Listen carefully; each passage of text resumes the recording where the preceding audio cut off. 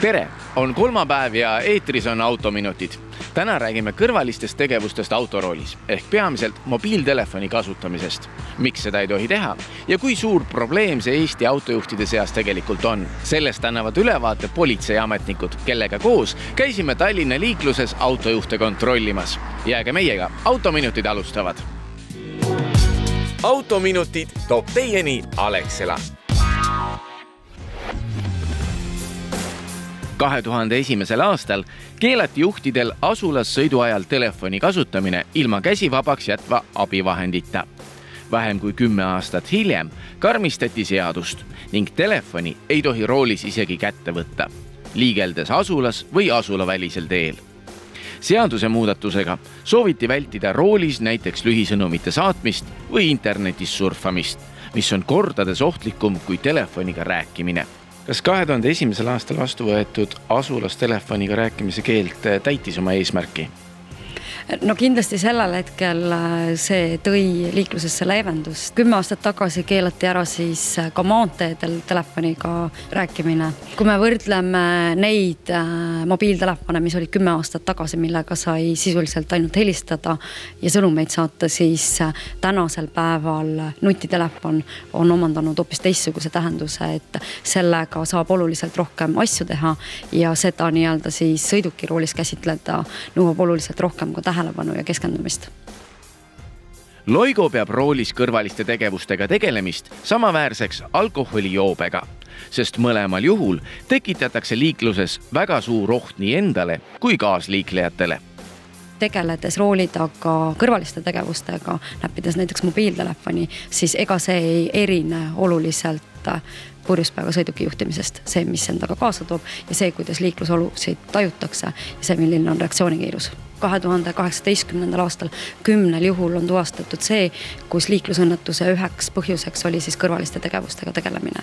Ja see ei pruugi olla alati mobiiltelefon, see võib olla ka sõidukis mingite muude seadmete, navigaatoriga, lastega tegelemine, et kõrvalised tegevused ei tähenda alati mobiiltelefoni. Kuidas selle probleemi vastu võidelda? Kindlasti kõige kiirem ja kõige kallim lahendus on järelevalve. Terve Euroopa tegelikult ja terve muu maailm liigub ilmselt selles osas automaatse järelevalve poole, aga senikaua, kuni inimesed ise aru ei saa, et nende tegu on vale, see on ohtlik ja see võib kaasa tuua liiklusõnnetuse, senikaua tegelikult ei muutu mitte midagi.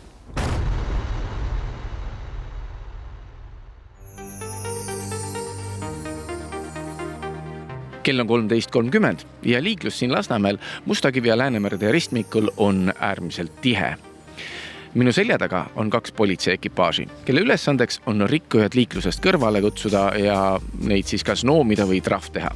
Üks ekipaaž asub aga 100 meetrit eespool ja nende ülesandeks on rikkujad fikseerida. Vaatame, milline olukord on tänasel päeval siin Tallinnas, Eesti liikluses.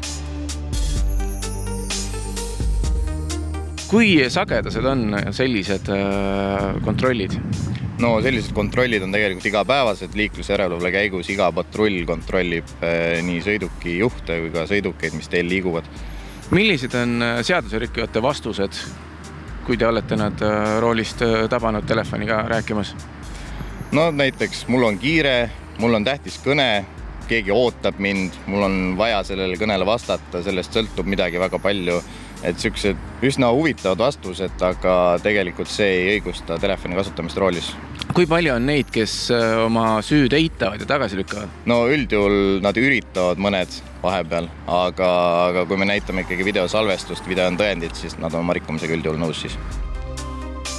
Selle 2,5 tunni jooksul, mil me politseipatrullidega Lasnamäel liiklejaid jälgisime, peatati 6 sõidukijuhti, kellest 2 oli kinnitamata turvavööd ja 4 kasutasid roolist telefoni. Autojuhid on sel korral tublid, sest tavaliselt jääb selliseid seaduserikkujaid politsei vaatevälja oluliselt rohkem.